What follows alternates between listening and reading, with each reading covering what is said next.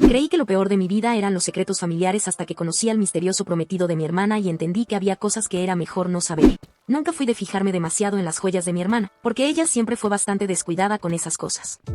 Valeria, mi hermana menor, era de esas que perdía aros en el colectivo, dejaba pulseras olvidadas en el baño de la facultad y usaba collares sin cierre que terminaba atando con un pedacito de hilo. Por eso, cuando apareció en una reunión familiar con un anillo enorme, brillante, reluciendo en su mano izquierda, algo me hizo ruido. La escena fue así: estábamos todos reunidos en la casa de mis viejos por el cumpleaños de mi papá.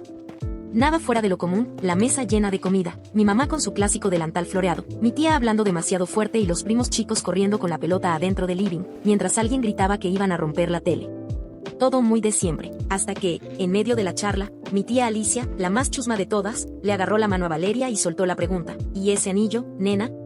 No me digas que. El silencio fue automático, como si todos hubieran dejado de masticar al mismo tiempo. Yo, que estaba sentada al lado, también me quedé mirando. Y fue ahí que Valeria, con la sonrisa más tranquila del mundo, dijo: ah, sí, estoy comprometida. Así, como si hubiera dicho me compré un par de zapatos. Obviamente, el revuelo se armó en segundos. Mi mamá casi se atraganta con la empanada, mi papá levantó la ceja como si le hubieran contado un chiste malo, y yo me quedé helada. Porque nunca, jamás, había escuchado ni una palabra de que estuviera saliendo con alguien. ¿Cómo que comprometida? Fui la primera en reaccionar. Bueno, eso, me voy a casar, repitió ella, y me miró con esos ojitos que ponía cuando quería convencerme de algo. Las preguntas le llovieron de todos lados: ¿cómo se llama? ¿Dónde lo conoció? ¿Hace cuánto están juntos? ¿Por qué nunca lo presentó? ¿Si trabaja? ¿Si tiene familia? Una catarata de curiosidades que ella esquivaba con frases cortas, sonrisas forzadas y una a él no le gusta exponerse que me sonó rarísimo. Yo la conozco. Valeria nunca fue buena para mentir. Cuando éramos chicas y me robaba ropa, siempre terminaba confesando a los 5 minutos. Cuando le gustaba un chico, lo llenaba de corazoncitos en el cuaderno. Y ahora, de repente, ¿estaba comprometida con un fantasma? Esa noche no pude dejar de pensar en lo que había pasado. Mis viejos estaban entre la sorpresa y la ilusión. Mi mamá, que siempre tiende a idealizar, decía que capaz era un tipo tímido, reservado. Mi papá estaba más serio, como midiendo cada palabra. Y yo tenía un cosquilleo incómodo en el estómago, como cuando algo no encaja del todo. Pasaron los días y Valeria seguía sin soltar prenda. Cada vez que alguien le preguntaba algo, se reía nerviosa o cambiaba de tema. Hasta que, 10 días después, mandó un mensaje en el grupo familiar: quiero que conozcan a mi novio. Reservé una mesa en un restaurante. El sábado a las 20 h. El mensaje era corto, seco. Nada de corazones, nada de emojis, nada de esa emoción que yo esperaba de alguien a punto de presentar al supuesto amor de su vida. Y lo que más me llamó la atención fue el lugar, un restaurante caro, de esos a los que nunca iríamos en familia porque gastar tanto en una comida nos daría culpa. Ahí fue cuando sentí que la cosa se estaba poniendo seria. O rara. O las dos cosas a la vez, porque si algo sabía de mi hermana es que nunca había tenido gustos caros. Le encantaba la pizza de la esquina, el helado en cucurucho, las birras baratas con amigos. ¿Qué hacía entonces invitándonos a un lugar de manteles blancos y copas de cristal? Me prometí que iba a ir, claro. Pero no como una simple espectadora. Esa noche iba a observar cada gesto, cada palabra, cada mirada. Tenía que entender qué estaba pasando realmente. Y lo que vi en ese restaurante, todavía hoy me cuesta ponerlo en palabras. El sábado llegó más rápido de lo que esperaba. Me pasé toda la tarde con una mezcla de ansiedad y sospecha que no me dejaba pensar en otra cosa. Me probé 3 vestidos distintos, ninguno me convencía, y al final terminé con el mismo de siempre, porque tampoco quería parecer que me estaba arreglando demasiado. No era una cita, era un encuentro familiar, aunque sentía que iba a una especie de interrogatorio disfrazado de cena elegante. Cuando llegamos al restaurante, lo primero que me llamó la atención fue la entrada. Había un hombre en la puerta, de traje oscuro, que no parecía un simple recepcionista. Nos abrió con una sonrisa muy profesional, pero sus ojos nos midieron de arriba a abajo. Adentro, las luces eran cálidas, los manteles blancos impecables y el sonido de cubiertos y copas mezclándose con un hilo de música suave. No era un lugar para pasar desapercibido. Lo segundo que noté fueron ellos, 3 mesas ocupadas por hombres de traje. No comían, no hablaban demasiado, apenas se movían. Estaban repartidos en distintas partes del salón, como si hubieran sido colocados estratégicamente. Y aunque intentaban disimular, era evidente que nos estaban observando. Debe ser coincidencia, me dije, tratando de convencerme. Capaz son ejecutivos después de una reunión. Pero en el fondo, no lo creía. Entonces lo vi, el famoso prometido. Se levantó de su asiento en una mesa al fondo y vino hacia nosotros con paso seguro. Era alto, de cabello oscuro, bien peinado. Llevaba un traje que no gritaba lujo, pero se notaba caro en los detalles, el corte, la tela, cómo le quedaba. Sonrió con cordialidad, pero sus ojos no sonrieron. Un placer conocerlos, dijo, estrechando la mano de mi papá primero, después la de mi mamá y, por último, la mía. Su apretón fue firme, demasiado firme, como para dejar claro quién tenía el control. Valeria estaba radiante. Más que feliz, parecía fascinada. Cada vez que él hablaba, lo miraba como si estuviera escuchando a alguien que sabe más que todos los demás.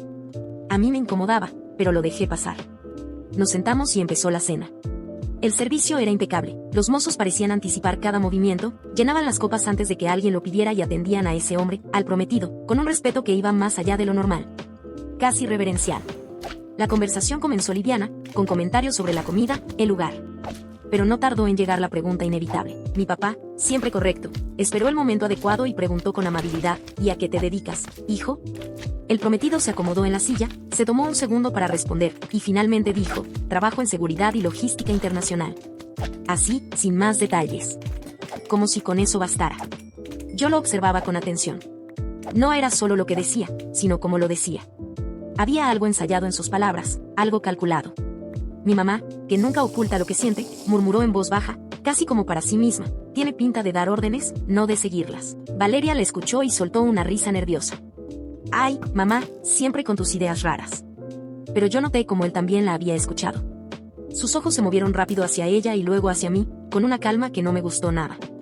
El resto de la cena transcurrió con esa tensión invisible. Cada tanto, yo sentía las miradas de los hombres de las otras mesas, como si estuvieran monitoreando cada palabra, cada gesto. En un momento, él se levantó para atender una llamada. Apenas salió de la mesa, aproveché. Vale, le dije a mi hermana, inclinándome hacia ella, ¿vos realmente conoces bien a este tipo? Ella bajó la mirada, dudó un segundo, y murmuró, él me protege. Me dijo que mi vida antes de conocerlo era un riesgo. Esa frase me heló la sangre. ¿De qué riesgo estaba hablando? ¿Qué vida anterior tenía que necesitara protección? Cuando él volvió, lo hizo con la misma sonrisa cordial. Pero esta vez sus ojos se detuvieron un segundo más en los míos. Como si supiera perfectamente de qué habíamos hablado.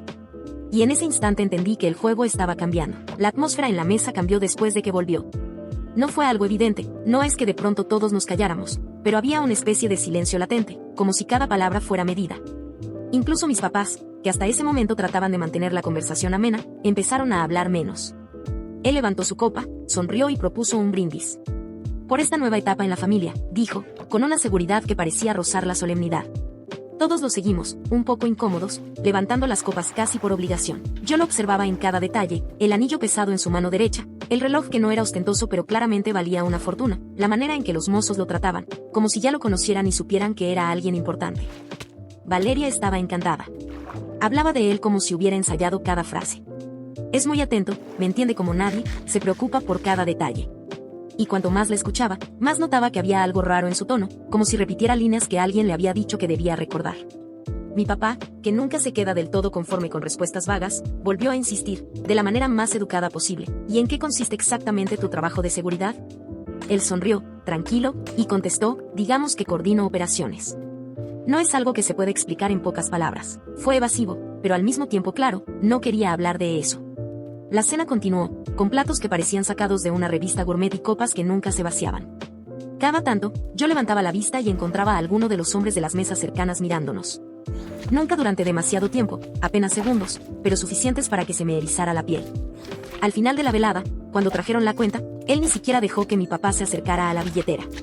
Es mi invitación, dijo, casi como una orden disfrazada de cortesía, y añadió algo que me quedó resonando, vuelvan cuando quieran. El restaurante siempre estará a disposición, con la condición de que me avisen antes. ¿Avisarle antes? ¿Quién hablaba así de un restaurante? ¿Acaso era suyo? ¿O simplemente lo controlaba de alguna manera? En el camino de regreso a casa, mis papás iban más tranquilos. Mi mamá decía que el hombre parecía muy bien posicionado. Mi papá, más serio, comentó que era un tipo exitoso. Yo, en cambio, me quedé en silencio. Algo no encajaba. Esa misma noche, ya en mi cuarto, abrí la computadora y empecé a buscar información. Su nombre, supuestamente completo, que Valeria nos había mencionado al pasar. Redes sociales, empresas, noticias, lo que fuera. Pero no encontré absolutamente nada. Ni una foto, ni un perfil, ni una mención en internet. Era como si no existiera. Y esa fue la primera señal clara de que estaba entrando en un terreno mucho más oscuro de lo que imaginaba. A la mañana siguiente me desperté con los ojos pesados y la cabeza llena de dudas. Revisé otra vez el celular, buscando si Valeria me había mandado algún mensaje, pero nada. Ni un buen día, ni un emoji de esos que siempre usaba conmigo. Sentí un vacío raro, como si la distancia entre nosotras se hubiera agrandado de golpe. Decidí llamarla. Contestó después del tercer tono, con una voz entrecortada. Hola. Vale, podemos vernos hoy. Le solté de una, sin rodeos. Hubo un silencio incómodo al otro lado de la línea. Tengo que ver con él, dijo finalmente. ¿Cómo que tenés que ver con él? Es solo un café, entre hermanas. Ya sé, pero, bueno, déjame organizarme. Tardó un rato en confirmar. Y recién después de mucha insistencia de mi parte aceptó, un café, en un lugar céntrico y público. Cuando la vi llegar, 10 minutos tarde, me sorprendió lo distinta que se veía. No mal, sino distinta. Estaba más arreglada de lo habitual, con un vestido elegante para hacer solo un café, y el maquillaje perfecto. Pero lo que más me impactó fue su actitud. Caminaba con cuidado, como si cada paso estuviera calculado. Y mientras se sentaba, miró varias veces hacia atrás, hacia la calle. «Estás rara», le dije apenas se acomodó. «No, nada que ver», contestó rápido, con una sonrisa tensa. «Estoy bien». Pedimos 2 cafés, pero ella casi no tocó el suyo. Yo trataba de llevar la conversación hacia lo importante, pero ella esquivaba los temas. Cuando por fin la miré fijo y pregunté, «¿Sos feliz, vale?», se quedó quieta. Y después de unos segundos, sonrió otra vez, pero esa sonrisa no me convenció. Sí. Él cuida de todo. Él sabe lo que es mejor. La manera en que lo dijo me dio escalofríos. Como si estuviera recitando una línea aprendida de memoria. Antes de que pudiera insistir, sonó su celular. Miró la pantalla y palideció. Me dijo con voz baja, «Tengo que irme». Se levantó de golpe, dejó el café intacto y se despidió con un beso rápido. Ni siquiera me dio tiempo a reaccionar. La vi salir del local casi corriendo. Me quedé ahí, con las manos temblando alrededor de la taza caliente. Los días siguientes fueron todavía más inquietantes.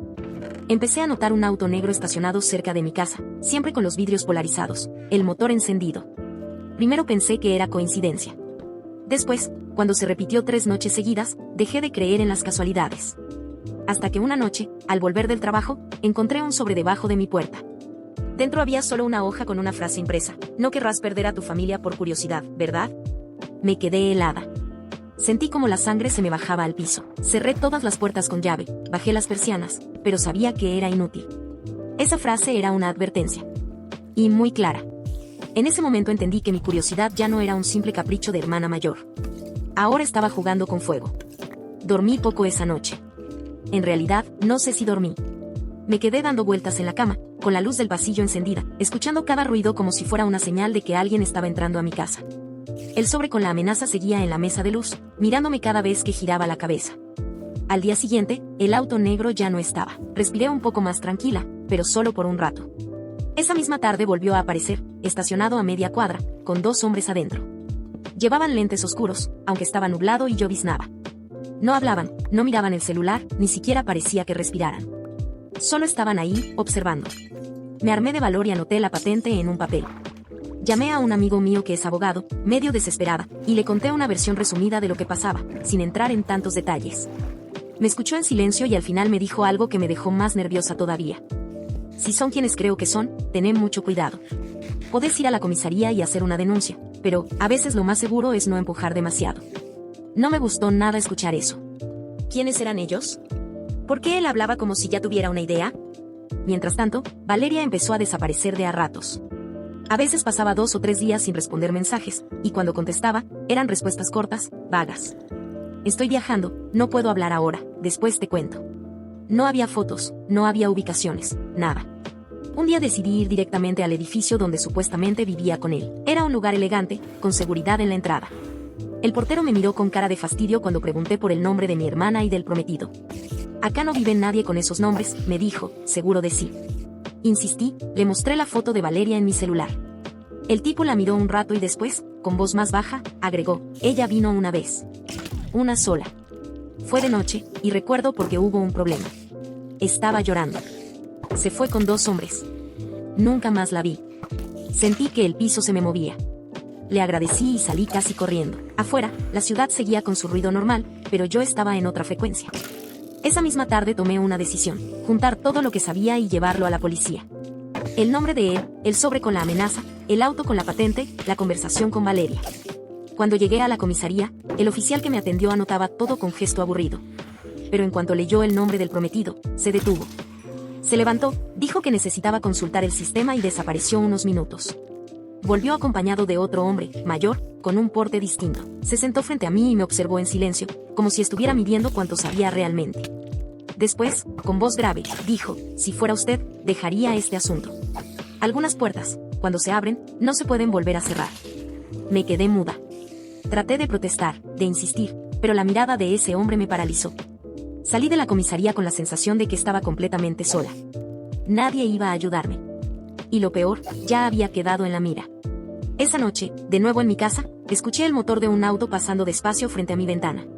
No estaba estacionado esta vez, solo circulaba con las luces apagadas, como un animal rondando su presa. Minutos después, recibí un mensaje en el celular, sin remitente, solo texto, última oportunidad. Confía en que tu hermana está segura. Olvídate. Me quedé mirando la pantalla con el corazón latiendo en la garganta. ¿Y si era cierto? ¿Y si estaba segura? ¿O todo era una mentira para que me callara? No contesté. Todavía no sé si hice bien.